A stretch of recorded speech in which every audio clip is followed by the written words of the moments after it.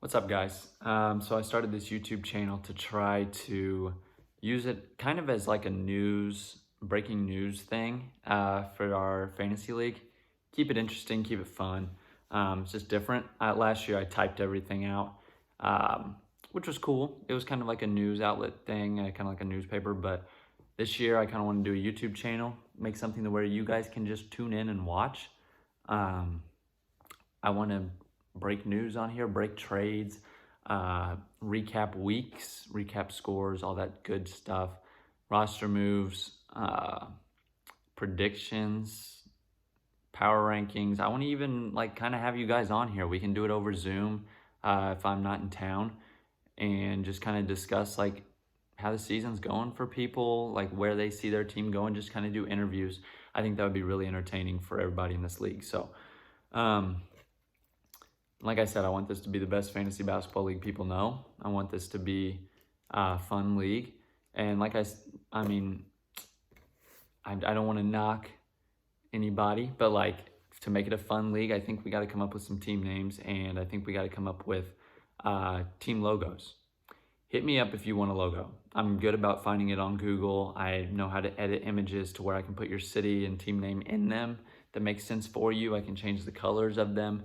I can do all that. So just hit me up if you want a logo. I'll make it to your liking, and you'll be all set. So yeah, this first episode though, I want to kind of do a mock draft of the veterans draft. We got 2 days, 48 hours. I do expect some trades to happen.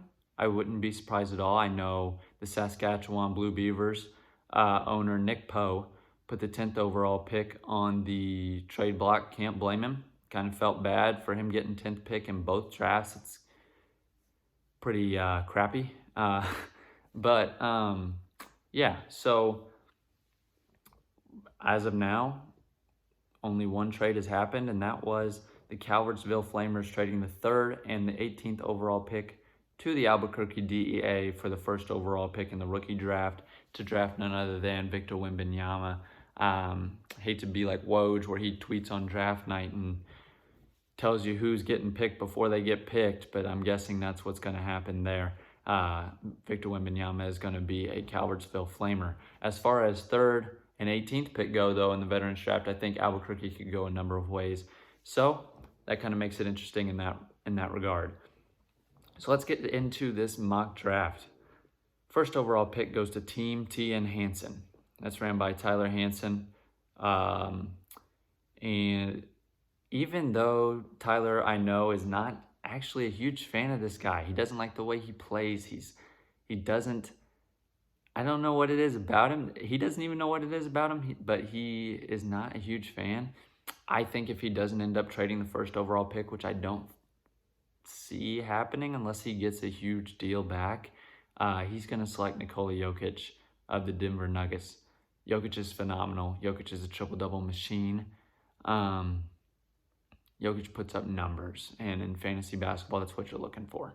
He's going to be a lock in his center position all year. He's going to be a lock on his team for years to come. But yeah, I think he goes Nikola Jokic 1st pick. 2nd pick, we have the Cuckolders. I love that team name. I love the team logo. It's ran by Isaac. I know Isaac is a pretty big fan of Luka Doncic. This would be the position that Luka would be in more than likely, barring Tyler taking Luka and letting his hate of Nikola Jokic overtake his brain with the 1st pick. And if Isaac doesn't trade this 2nd overall pick, I do believe he will take Luka Doncic here. I think it would take a haul for Isaac to trade this pick as well. I believe he holds quite value to the fact that he's either going to get Luka Doncic more than likely or possibly Nikola Jokic, depending on what Tyler does as well.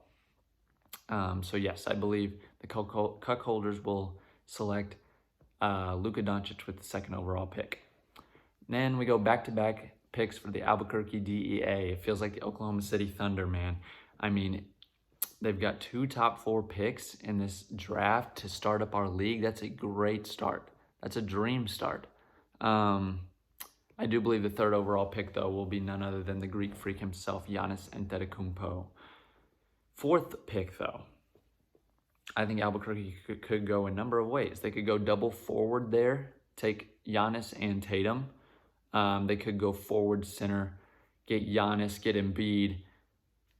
I mean, when you look at the center position, right, break it down, there's Nikola Jokic, Joel Embiid, a bunch of other guys. Like, as sad as that is, it's just the reality of it. They could go forward center and go Giannis, Joel. I, however, think they will go forward point guard. I think they will go a young Shai Gilgeous-Alexander, who I believe would be a great addition to their team. It would keep them young. It would keep them ready to win now as well, which is huge if you have 2 top 4 picks. 5th overall pick, you have the Brazilian Tree Frogs. They are ran by none other than myself. If we go Jokic, Doncic, Antetokounmpo, Gilgeous-Alexander with the first 4 picks, I will more than likely select, unless I get a trade offer that I see viable for this pick, which I am halfway open to. It would have to be a deal that I think sets me up for the future as well. I will be picking Jason Tatum of the Boston Celtics if he is still there at the 5th pick. I'll be between a couple other guys as well. I'll be looking at over the next couple days, trying to make my final decision. But as of now, if Tatum is available at the 5th pick, I will take Jason Tatum. He's still pretty young. I mean, he's like, what's the meme? He's like 19 still, which is pretty insane. Celtics are set up to win. They're set up to win basketball games, and he's the forefront of that. So I think he'd be a great pick at 5th if it's still there and I don't get a trade offer that I like. Next pick is Team Sipes, the newest member of the Dynasty Basketball Association.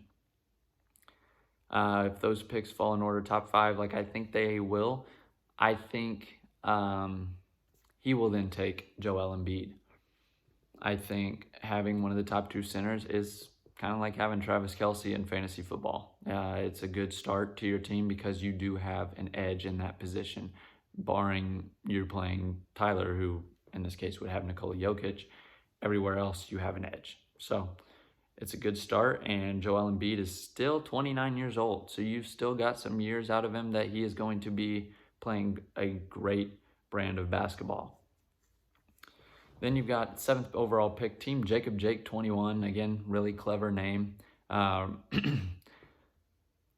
think he will take Anthony Edwards at the 7th pick if everything falls the way it has gone. I'm sure he'll try to trade to me to get Jason Tatum. If he does, I will be open to that. I like Ant. If he gets Ant, I'll be open to that. Not straight up probably, but we could probably work out a deal. Ant is a great young player who has a great future. I believe has an MVP caliber future in this league. He's got a team set up around him that, let's be quite frankly, he's going to take a very good amount of their shots. Probably even more of a percentage of their shots than Tatum's going to take in Boston. So I think Anthony Edwards would be a great pick at 7. At 8, I got Team Thaddeus. I'm sorry, I think it's Thaddeus. I think he will take LaMelo Ball. LaMelo is 22 years old. He is in his 3rd year. He does have some sort of injury concerns with his ankle, kind of flares up a lot. Another player that I believe will be an MVP of this league. If he stays away from the injury, stays healthy, just continues on the right path, I think he's there. So I think if he's there at 8, I think he will be the selection there. 9th pick, Team in Helms 2, Nick Helms. Again, if all these picks are the way they go, I believe Tyrese Halliburton finds his home on Team in Helms 2 there at the 9th pick. I believe that he, again, could win an MVP, man. The dude at some point could average as close to a triple-double as you can get without getting one, or he could average one. I wouldn't be shocked at all. He's an all-around basketball player. He does everything on the court. He's going to help you win. He's young. He's just a smart basketball player. I think at the 9th pick, Tyrese Halliburton would be a phenomenal choice, especially in a dynasty-type league. 10th overall pick. If this does not get traded, he's got it on the trade block. He wants to trade it. it's there. If people want to go offer him a trade for it, no, Nick Poe is open to listening for that. But if he does not see an offer he enjoys and this draft goes the way I believe it will, I believe the Saskatchewan Blue Beavers will select Domantas Sabonis with the 10th overall pick. If you know Nick Poe, you know he is a Sabonis fan. He's a huge Sabonis fan. In fact, I've played 2K with Nick Poe where he's made his My Career player look like Domantas Sabonis.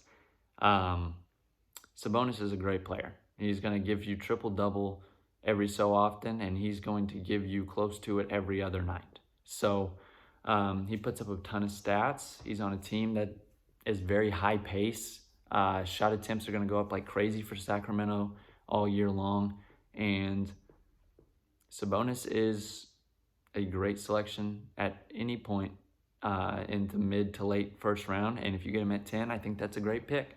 So just to recap, I've got Jokic going to Team T and Hansen, Luka Doncic going to the Cuckolders, Albuquerque DEA selecting Giannis and Shai Gilgeous-Alexander with 3 and 4, Brazilian Tree Frogs selecting Jason Tatum at 5, Team Sipes selecting Joel Embiid at 6, Team Jacob Jake 21 selecting Ant Edwards at 7, LaMelo Ball finding his home on Team Tad at 8, Tyrese Halliburton going to Team Helms 2, Nick Helms at 9, and Domantas Sabonis packing his bags in Sacramento and heading towards Saskatchewan to lead the Blue Beavers and be their forefront of their franchise. So, like I said, this is just my mock draft. This is what I think people will do.